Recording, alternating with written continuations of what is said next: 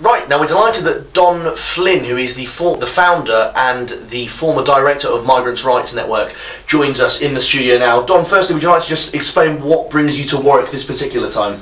A roundtable discussion on the future of borders in Europe. The element of Brexit was definitely there, but more widely, I think, what sort of borders exist in Europe and what political settlements are on the horizon that might affect the way that borders are constituted. And your particular kind of research into it came from the economic migrant perspective. Broadly, where do you see, how do you see that situation in Europe in a Brexit world? Well, borders are being completely transformed in the context of migration management. It's no longer about the physical borders of the country, ironically, given that the demands of Brexit were about restoring controls at the borders. The major work where immigration control takes place nowadays is actually in two places. One of them is in visas, visa controls, which means that the borders are exported to Karachi or Lagos or wherever.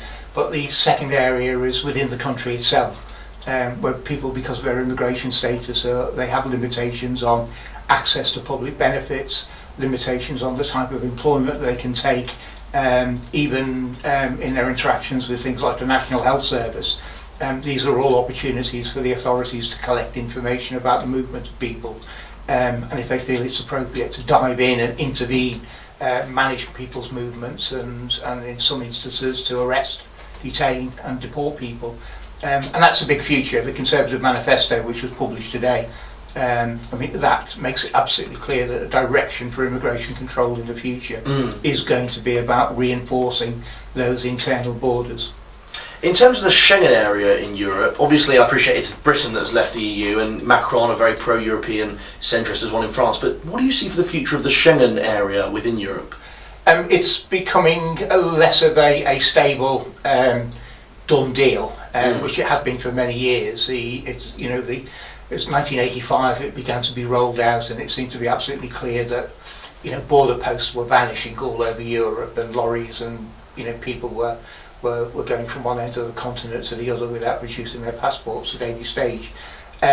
It's still there. Schengen is not being brought to an end, but the capacity of states to declare at particular flashpoints the right to reassert controls is going to be there, and that's what we've been seeing since 2015 with the so-called refugee crisis, where essentially Austria played the leading role of sending directions down through the Balkans that countries were to start checking, something that they hadn't done for decades, but to start checking the movement of people across their internal frontiers.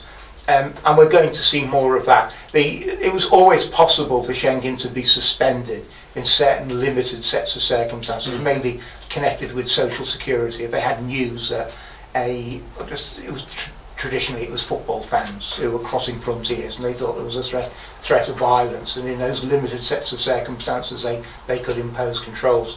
But it's spread far beyond that nowadays. It's if anybody's computer anywhere in Europe shows a blip of Bangladeshis moving between Italy and France, for example, then that becomes an occasion in itself of being able to suspend free movement at the French, Italian borders. And we're going to be seeing a lot more of that. It'll no longer be a secure area of free movement. It'll be one in which most times and in most instances the trains and the lorries will continue rolling over the borders, but every now and again they'll suddenly encounter a police operation which is stopping people and demanding that their passports are made available. You mentioned the Conservative pledge there in their manifesto to get immigration down, I think, to tens of thousands, isn't it? Yeah. In a post-Brexit world where even some leavers have admitted that migration or immigration could go up in order to kind of stop it, even David Davis I think has admitted that. How kind of feasible is that pledge from an economic sense, do you think? Well, from the economic point of view, it's actually what happens to the economy. I mean, the reasons why net migration has been so high for so long is because the UK has been out of kilter. It's been operating a different economic cycle. The rest of the EU has remained in recession and has been very slow in terms of creating new jobs. whereas the UK economy has been quite buoyant in that respect. And if that changes, that will be the most significant factor. And it's affected by lots of different things. It changes in the fall in the pound, for example.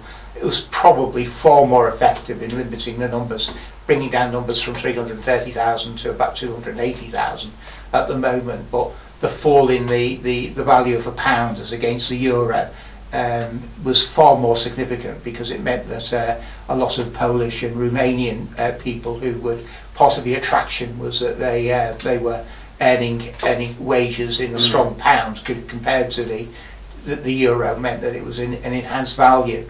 It doesn't look so attractive nowadays, but it's going to be. But further down the line, we've actually got, are we going to see the end of this period of the jobs market expanding? There are signs that that might very well be happening, and if it is the case that businesses start relocating, I mean, the finance industry, which is a major migrant importing industry, if that starts to re-establish, if banks start moving and business finance organisations start moving to Frankfurt and to Paris and other countries, then that will probably start bringing about changes. But it's in that area. It's the performance of the economy is the biggest determinant of what's happening as far as migration is concerned. Going back to economic migration, a lot of the criticism about the EU from some leavers was that the European Union kind of restricts immigration from countries that are outside the EU. What's your opinion on that? Do you think that argument kind of holds up, or do you think, so for instance, free movement of people from countries within the EU restricts and stops people from India and China coming in? Well, it doesn't in particular. Yeah. I mean, there's absolutely nothing within the EU rules that would prevent the UK, if it decided that it wanted to do a deal for Indian higher education, for example, to hugely increase the number of Indian students coming into the country, and part of the attraction would be to allow them access to the labour market at the end of their studies. There is nothing whatsoever within EU laws that would prevent the Brits from doing it. Similarly, the Germans or the Italians or any other country. The fact that the numbers of people coming in from these countries is restricted is a decision that's made by British politicians rather than the EU rules. Britain has not been particularly successful, given that they've been wanting to push down net migration below the 100,000 figure. For non-EU migration alone, it's something in the region of about 180,000 people a year have been coming in from outside the EU. So even that chunk of immigration which they've had direct control over, they've not been very successful in being able to reduce that. And whether they will in the future, I mean, again, depends on what British businesses want. If they're going to kick up a fuss because they can't bring in the technicians that they need in order to be able to run industries and to sell goods to India, then it might very well be the case that they'll push back against restrictions and things will carry on pretty much as they have been. Linking the referendum back to the upcoming general election now, which is obviously happening next month, the Lib Dems have kind of positioned themselves as the party that want to have a second referendum and attempt to kind of stop Brexit, or at least stop a hard Brexit.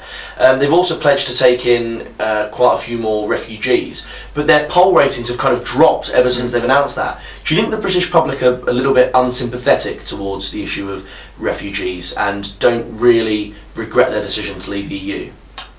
Not particularly. I mean, my view is that the British voters are polarised on the issue of immigration. Right.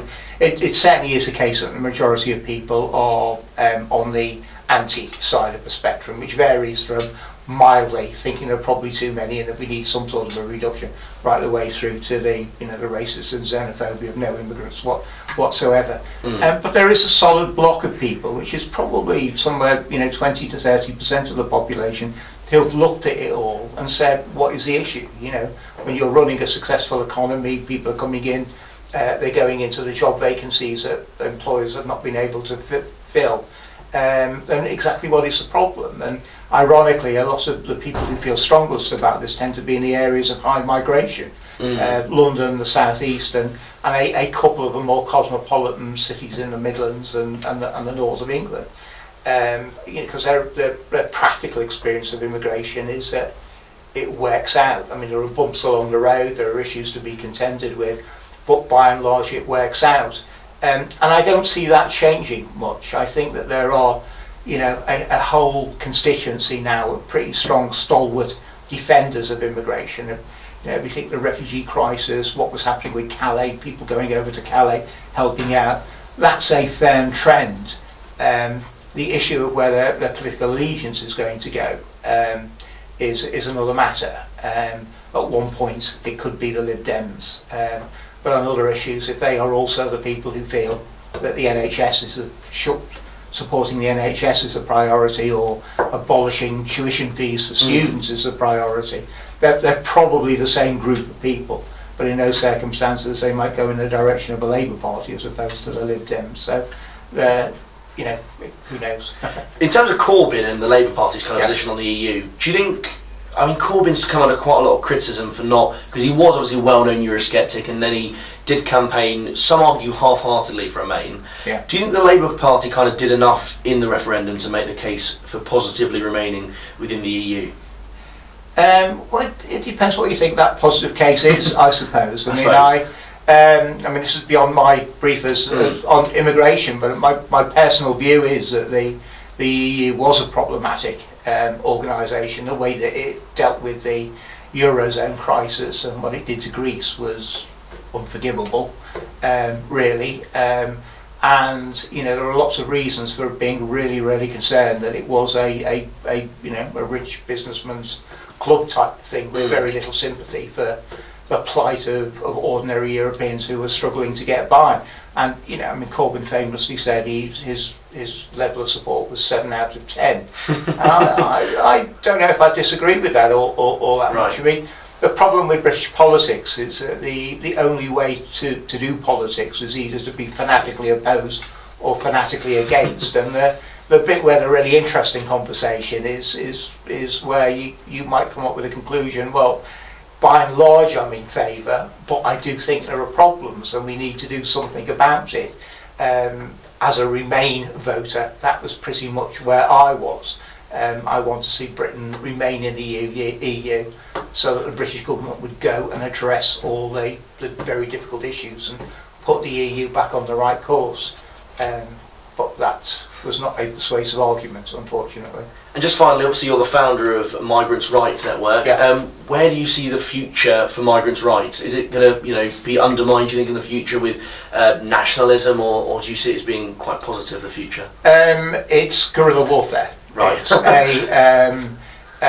Yes, I mean the sort of overarching principle that human rights are the underpinning for immigration policy has been scrapped. They've been basically negotiated away. The government says the priority is reducing immigration. That means the rights that people might have had in order to state their own case, we'll do away with that. But in many ways it's gone beyond that nowadays, because immigration has been integrated into the UK economy. It is such an important part of the business plans of tens of thousands, hundreds of thousands of UK businesses and enterprises of one sort or another, that there are going to be consequences at that level. And I suppose I see an awful lot of pushback. The government is going to continue to try and drive down bringing in draconian policy measures of one sort or another. But people are going to push back against that, and there are going to be quite a few surprising allies in that pushback, and that really is a challenge of the future, whether one of the political parties is really going to be able to put together a partnership, an alliance of some sort or another that makes a case for progressive immigration policies that both marries together the theme of human rights, but also the role that immigration plays in being a modern, dynamic, enterprising country. And anybody who can solve that, I think, has got a good future ahead of them. Don Flynn, thank you very much for joining me. Thank you. Cheers.